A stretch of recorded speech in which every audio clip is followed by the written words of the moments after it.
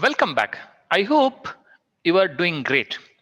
As a part of this class, we'll have a hands-on examples for aggregation by grouping. Grouping is one of the very important aggregation in any of the data engineering or data analysis tasks. So please pay attention.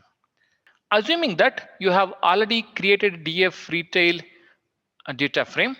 If you haven't created a DF retail data frame, please go ahead and create a DF retail data frame by reading the multiple files which you have supplied.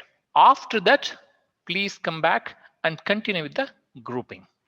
Now let me go ahead and check if I have a DF retail. So I'll say, yes, I do have a data frame, and let me go ahead and print the schema also just to check whether I have a right schema or not. Yes, I do have a right schema. Let's go ahead and start the grouping. As we discussed, we got to provide a column on which we are grouping. So first thing is data frame, then say group by, because we are doing a group by here. I want to group by based on the customer ID. Okay, so let me go ahead and say customer ID, and first we are providing a column name. Okay, then we have to provide the aggregation also. I will use a very simple aggregation here, that is count. Of that, I want to show some 10 records. Let's go ahead and do a grouping here. I'm going to run this.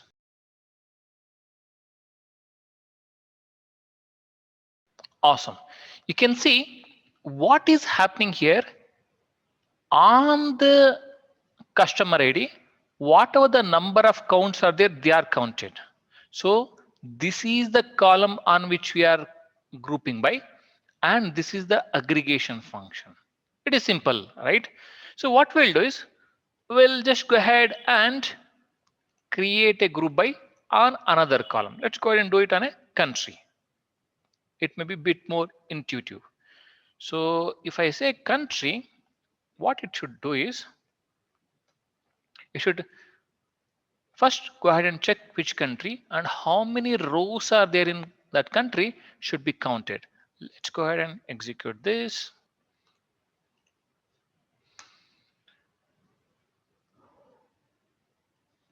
Okay, you can see Sweden has around 462 records.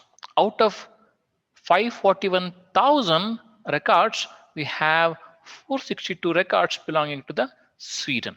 Okay, so as we know, this is a data set which you have gathered from throughout the world, the transaction across the globe.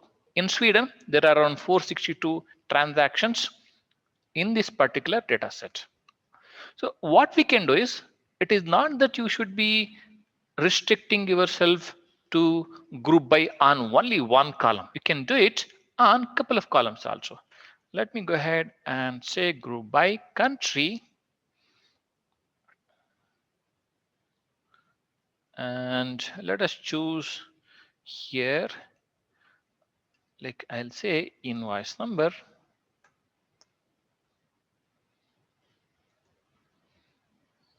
And see how it works. I'm grouping by 2 columns here. So what it will do is, it will go ahead and take the invoice number first. Within this particular invoice number, the country, then within these 2 combination, what is the count? That is how it works. You can see United Kingdom can be seen with other invoices also, right? And all of them are different invoices. Isn't it awesome? Wonderful. So we have seen group by. What we can do is, as we have already understood, we can even group by using a expressions. Means we can have a function called aggregate and do the group by. So let's see how it works. So I'll say df retail.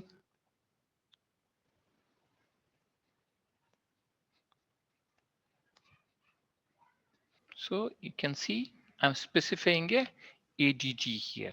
Okay, then I'll say count as a part of this.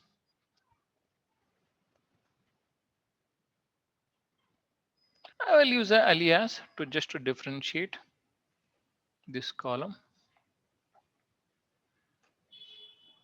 quantity, and I will bring in an expression here. Okay, so here expression as a part of that, as you know, whenever we bring in an expression, we have to provide the function within the quotes. So we have already seen that. I'm doing that here. Count quantity.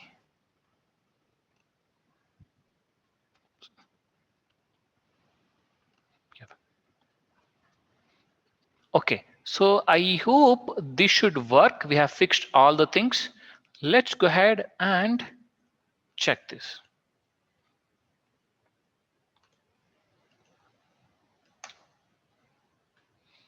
There you go.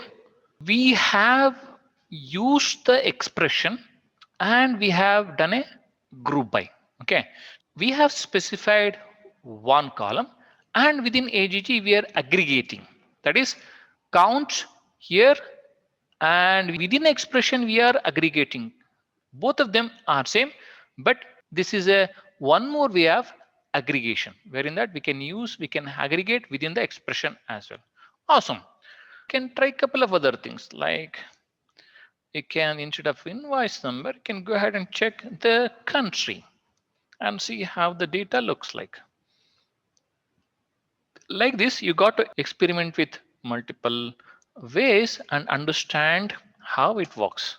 I'm grouping by country and my aggregation here is count.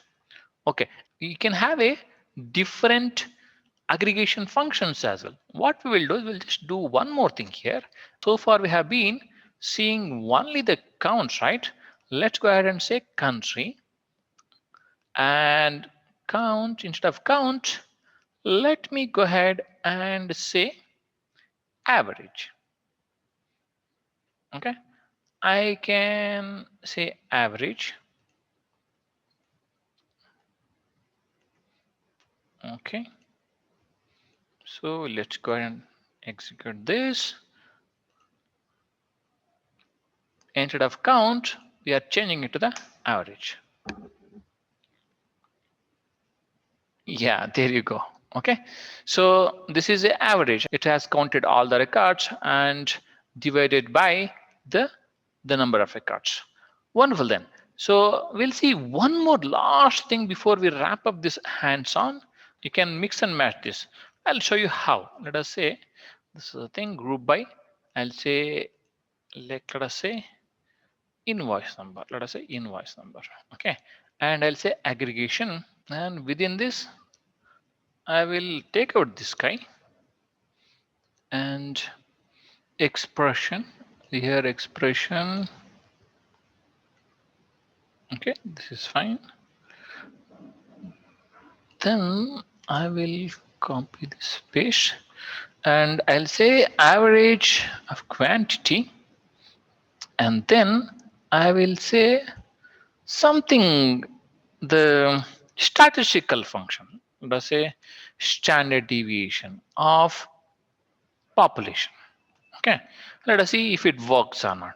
It should work ideally. Okay, all I'm trying to say is you can just use a multiple aggregation functions within the group by. It should work now. Let's go ahead and execute this.